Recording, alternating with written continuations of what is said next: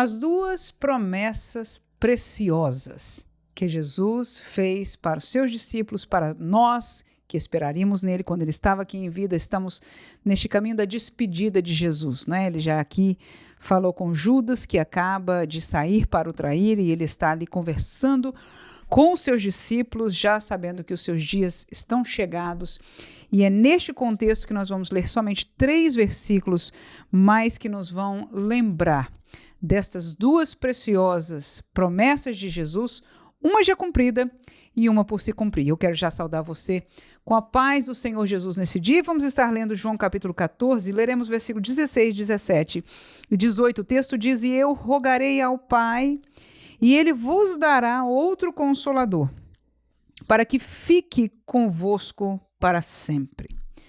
O Espírito da verdade, que o mundo não pode receber, porque não o vê, nem o conhece, mas vós o conheceis, porque habita convosco e estará em vós. Não vos deixarei órfãos, voltarei para vós." 3 versículos, 2 promessas gloriosas, e eu quero caminhar com você nestes versículos um a um.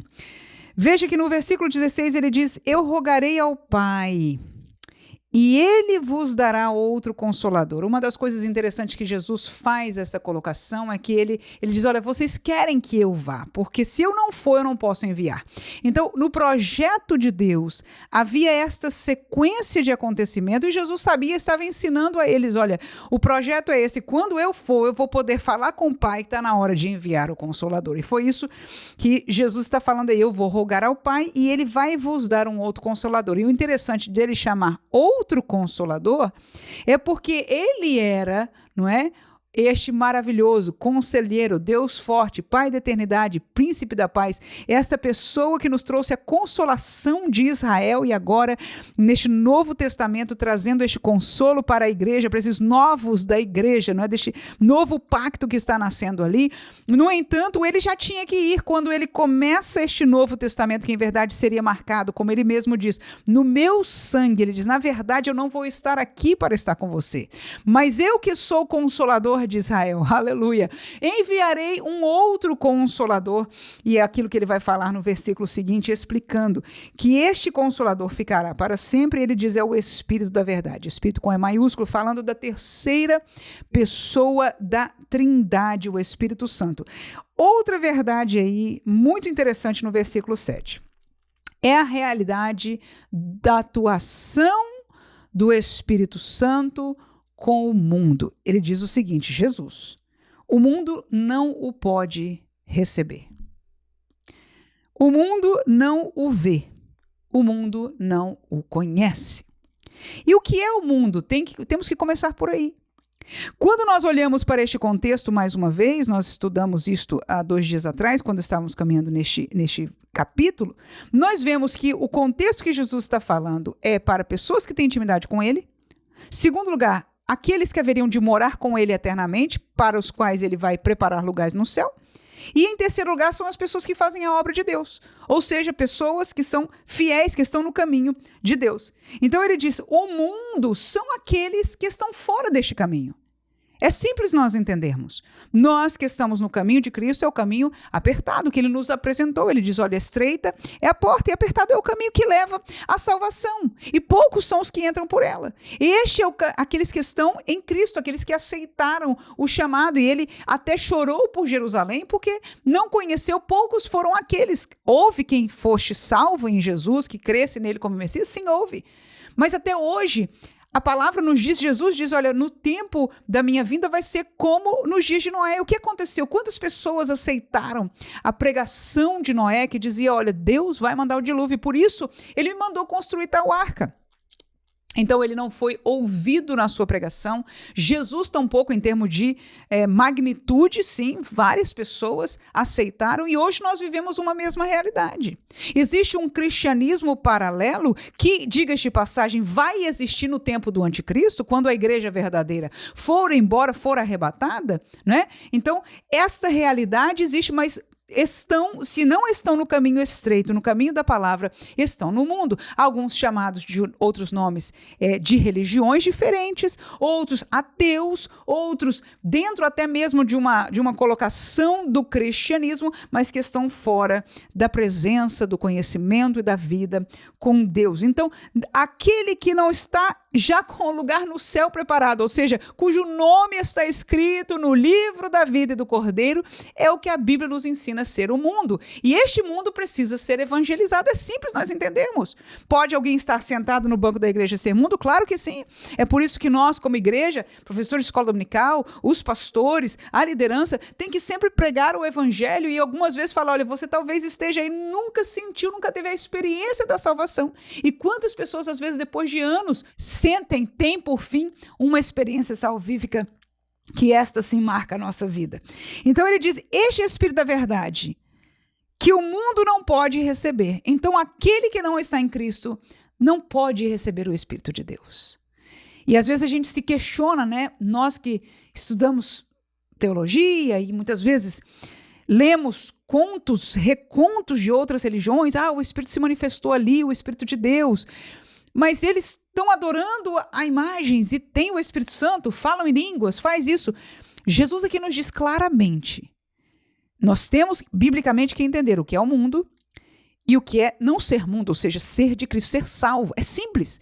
O nome escrito no livro da vida, as vestes lavadas com o sangue do Cordeiro. Creram e entraram no lugar, no caminho apertado da palavra, da doutrina que Jesus veio ensinar.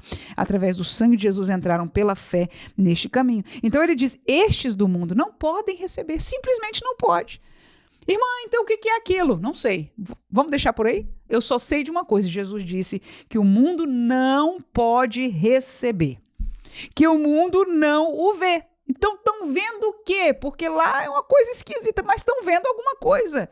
Não sei. Mas uma coisa, Jesus me disse, eles não podem o ver, não o conhecem. Nós entendemos pouquíssimo das dimensões da realidade do mundo espiritual. Na verdade, nós só sabemos da realidade do mundo espiritual por aquilo que nós lemos na Bíblia. Alguns têm experiência, né, porque vieram de religiões que veem, falam com muitos, né, demônios e figuras espirituais e têm alguma experiência em contato, mas não têm o discernimento total daquilo ali. Alguns mais, outros menos, mas essa é a realidade. Nós vemos que há uma atuação, assim como pela graça de Deus nós conhecemos no reino da luz, que é um reino espiritual. O nosso Deus é espírito, os anjos são seres espirituais. Aleluia! E nós, pela graça de Deus, já recebemos essa promessa de Cristo, o Espírito de Deus que agora vai dizer com essas palavras. Eles não podem receber, então estejamos como alerta. É simples. Teologia bíblica não é difícil. Aleluia! Nós, às vezes, nos levamos pelas falácias, pelas palavras, nos tentarem convencer, mas Jesus disse, olha, não podem receber, não o veem e nem o conhecem. Então, o que eles conhecem, o que eles veem, o que eles recebem é outra coisa. Mas vocês conhecem, ele diz, mas vós o conheceis, porque habita convosco e estará em vós. E esta foi a primeira promessa que foi cumprida. O Espírito de Deus, aleluia, não só desceu no dia de Pentecostes para revestir-nos com fogo, dar-nos uma experiência espiritual maravilhosa, aleluia, mas voltar e estar por aí, enfim, no céu fazendo a sua obra. Não, ele veio habitar em nós. E que maravilha! Glória a Deus! Ter este consolador, este amigo dentro de nós, que nos ajuda, que nos guia, que nos constrange, que nos convence, que nos consola. Todas estas são palavras não só bíblicas, mas da nossa convivência com Ele no dia a dia. Aleluia! Que preciosidade foi esta promessa. E logo depois da tristeza que eles passaram pela morte, mas viria este Espírito da verdade. Eles não podem receber, não conhecem, não veem. Mas nós o conhecemos, porque ele habita em nós. Essa é a primeira promessa. E a segunda, rapidinha, que Jesus deixou no versículo 18. Não vos deixarei órfãos, voltarei para vós. Aleluia. Nós temos um Pai. Aleluia. Nós somos co-herdeiros com Cristo.